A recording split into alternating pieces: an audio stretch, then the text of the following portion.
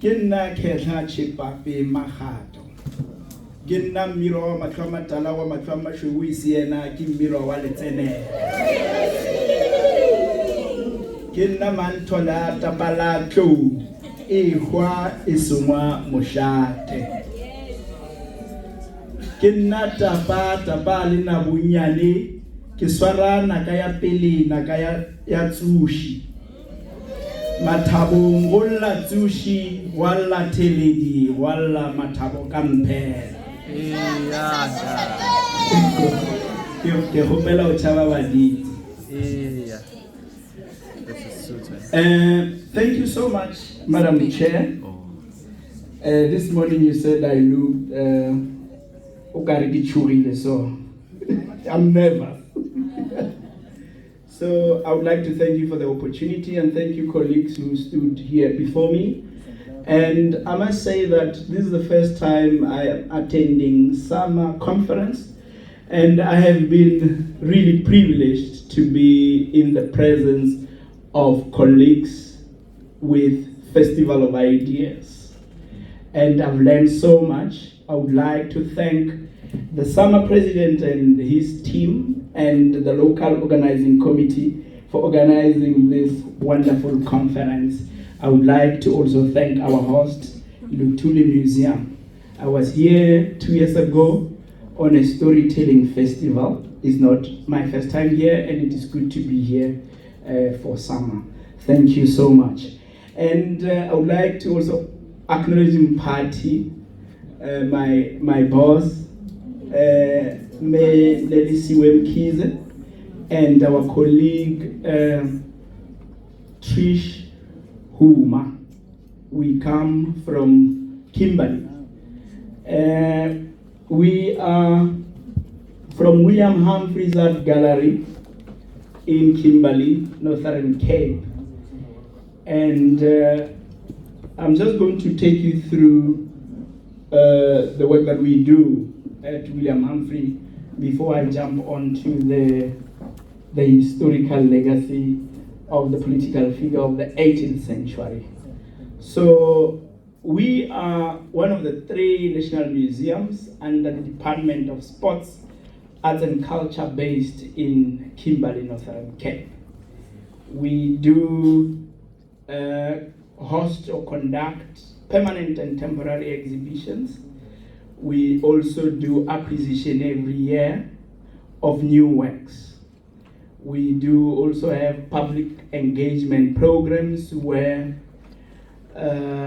children, kids from the age of 6, they always grace our museum every week from different creches and different schools. And for me, it's amazing to see the little one in the museums learning about color and shapes. And for me, it's always a great pleasure to see that, because when I was their age, I didn't know what a museum is and what does it look like inside a museum. So also what we do, we also have an auditorium, we call it WHAG Film, where high schools around Northern Cape, they do come through and watch videos of their set works. So, and whenever they come through, the museum is abuzz with excitement. And also we do have collection that amounts to over 4,000 artifacts in our collection. And it's a great privilege to serve in that plantation. I call William Humphreys Art Gallery a plantation. So that's where I work. And our vision is to be a world-class art gallery of excellence that is accessible and relevant to all. And our mission is to collect, preserve, and conserve artworks that are representative of cultural diversity and heritage of South Africa, Africa, and beyond. So when I was appointed a few months ago, I walked into the museum for the first time. I had known about it, but in passing, 10 years earlier. And when I walked in the museum, we have about 14 wings or 14 gallery sections, with another one, the recent one being named Boning Charlie Charlie, one of the ceramists from KZN. So when I walked into the museum, there was an exhibition from our permanent collection by Dumisane Mabaso, who once studied here in KZN at Rocks Drift. People of his generation studied printmaking and photography there. So during the walkabout of that exhibition, two artworks grabbed my attention. And not because it was the first time I saw them. I had seen them online, but it was the first time I see them in person. They are two lithographs, and he titled them Queen Nandi, Shrine on the left, and Queen Mujaji, the Rain Queen, on the right. What I always find fascinating about artists is that they do have this capacity or ability to really tell a story from artistic point of view.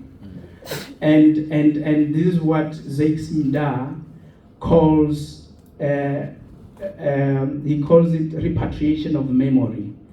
And that is also visible in many novels that he wrote on historical fiction. So these two particular pieces really made me feel at home. They are not big pieces, they are medium-sized lithograph prints, but to be in the presence of these pieces made me feel at home. So the first curatorial assignment was to put an exhibition from our permanent collection. It was August month, and I looked into our collection, and as I was going through, my idea was to commemorate Women's Month, but I couldn't locate works of women artists in the collection. They are there, but they are not enough to mount an exhibition. So then I came across the works of Peter Clark, who was born in Simonstown and passed away in Ocean View. So he's one of those people who were affected by Group Areas Act of Apartheid many years ago. So they had to move from Simonstown to Ocean View.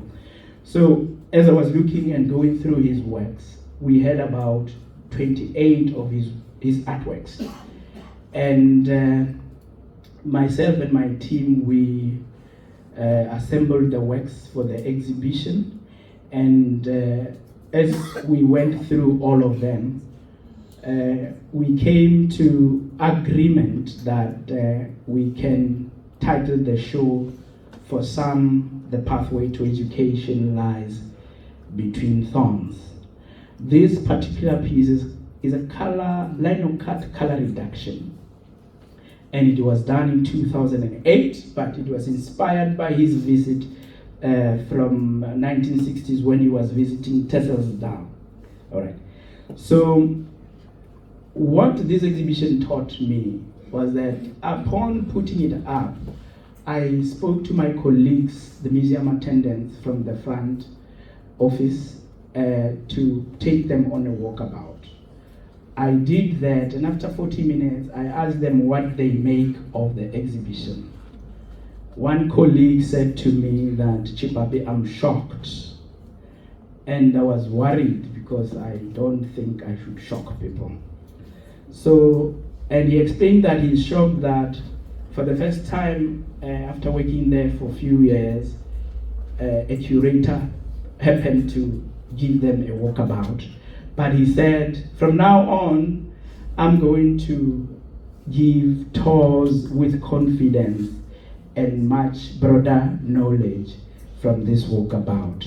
which for me, my take home was that it's good to always involve your colleagues, whether you are their leader or you must always get your team to be involved and take away the titles, because they tend to distract and disrupt progress.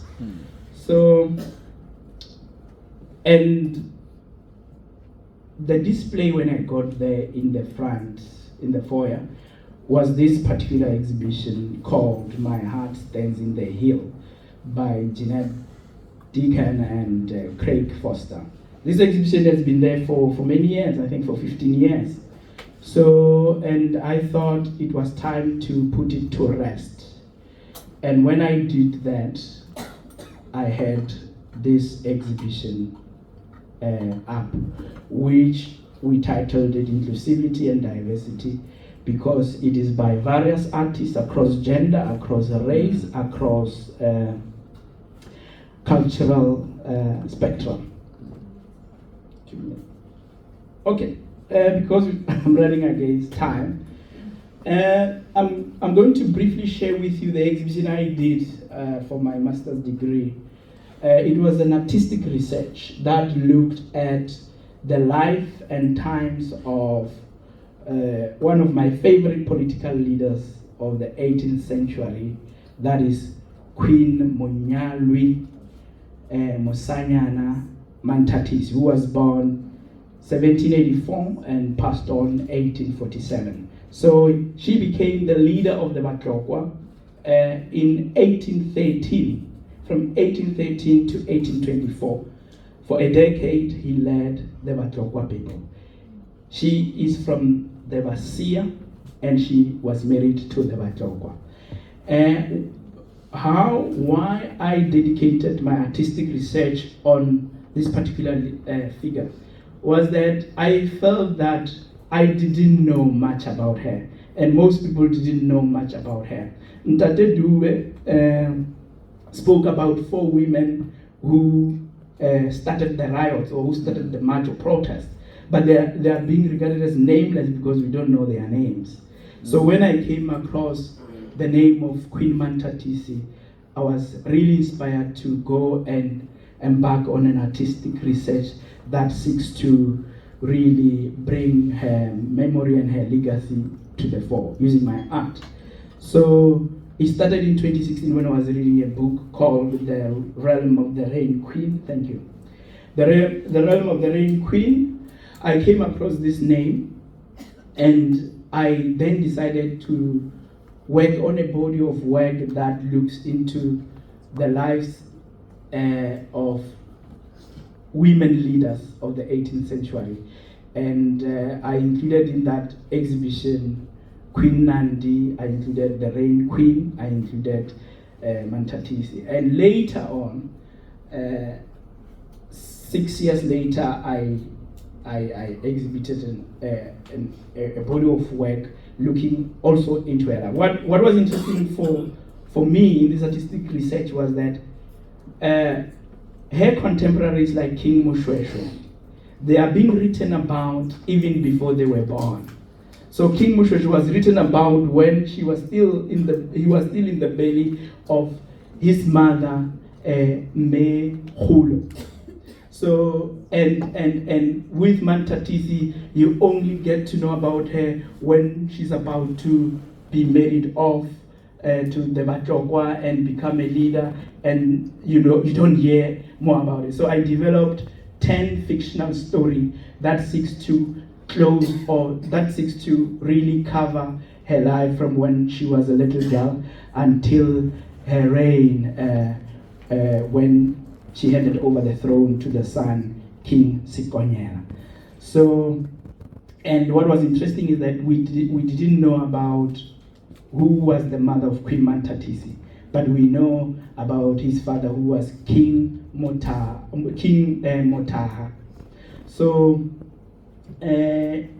then I decided to bring back the mother into the exhibition, because I had imagined the exhibition to be a theatrical performance divided in acts. So in the Act 1, I had Mamunyari, and also I sort of played around with the idea of midwives. Thank you so much. They say I have few seconds. So, but those who are interested in the story of life, the life of Queen Manthatisi, I can share the dissertation of the thesis with you to read some more. From me, Ketla Chipape Mahato, ke a leboga ke re pula ya medupi e le nele. Ke a leboga. Pula ya ditupi e le nele.